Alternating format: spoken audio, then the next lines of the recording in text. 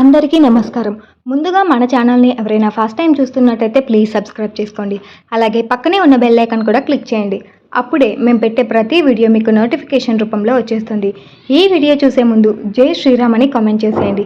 హిందువులు దీర్ఘకాలంగా సమస్యలతో ఇబ్బంది పడుచున్నప్పుడు పండితులను సంప్రదిస్తారు. ఏ వ్యక్తికైనా జీవితంలో ఎదురవుతున్నప్పుడు దృష్టి దోషం కలుగుతుందని నమ్ముతుంటారు.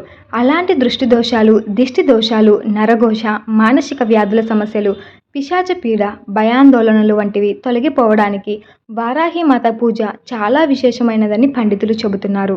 వారాహి నవరాత్రి ఉత్సవాల సమయంలో అమ్మవారిని పూజిస్తే నరఘోష తొలగిపోతుంది. ఈ ఏడాది ఆషాఢ శుద్ధ పాడ్యమి నుంచి నవమి దాకా 9 రోజుల పాటు వారాహి నవరాత్రులు జరుపుకోవాలి.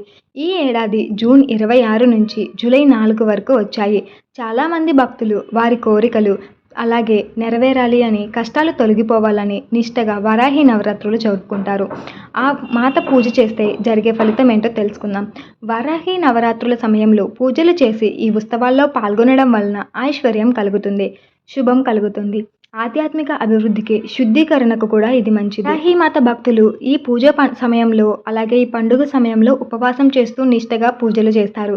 దిష్టి దోషాలు, దృష్టి దోషాలు, నరఘోష, మానసిక సమస్యలు, ఆయాసం, ఆందోళనలు తొలగించడానికి వారాహి మాతకు పూజ చేయడం మంచిది. అలాగే వారాహి మాతను ఆరాధించడం వలన గుర్తింపును పొందవచ్చు, అనుకున్న పనులు పూర్తవుతాయి, సత్ఫలితాలను కూడా పొందవచ్చు. వారాహి నవరాత్రులను సాధారణంగా మన ప్రాంతంలో జరుపరు. చాలామంది అలాగే ఇళ్లలో కూడా అమ్మవారి చిత్రపటాన్ని కూడా పెట్టరు.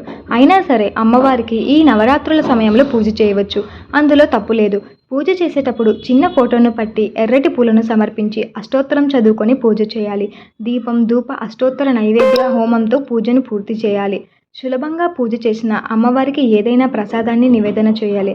అమ్మవారు ఉగ్ర స్వరూపిణి కనుక పానకం, వడపప్పు తప్పకుండా పెట్టాలి. పులగమన్నం, పాయసం ఇలా ఎవరికి నచ్చినవి వారు సమర్పించుకోవచ్చు. పండ్లను కూడా నైవేద్యంగా సమర్పిస్తారు. 9 రోజులు మంచి రోజులు కావడంతో అమ్మవారికి పూజ చేసుకొని నివేదన చేయవచ్చు. ప్రాణ ప్రతిష్ఠ చేయకుండా పైన చెప్పినట్లుగా పూజ చేయవచ్చు. నవరాత్రులు పూర్తయిన తర్వాత 9వ రోజు కానీ 10వ రోజు కానీ అమ్మవారి చిత్రపటాన్ని పైన పెట్టేసుకోవచ్చు. మళ్ళీ ఎప్పుడైనా పూజ చేసేటప్పుడు ఆ పటాన్ని వాడుకోవచ్చు అని పండితులు చెబుతున్నారు.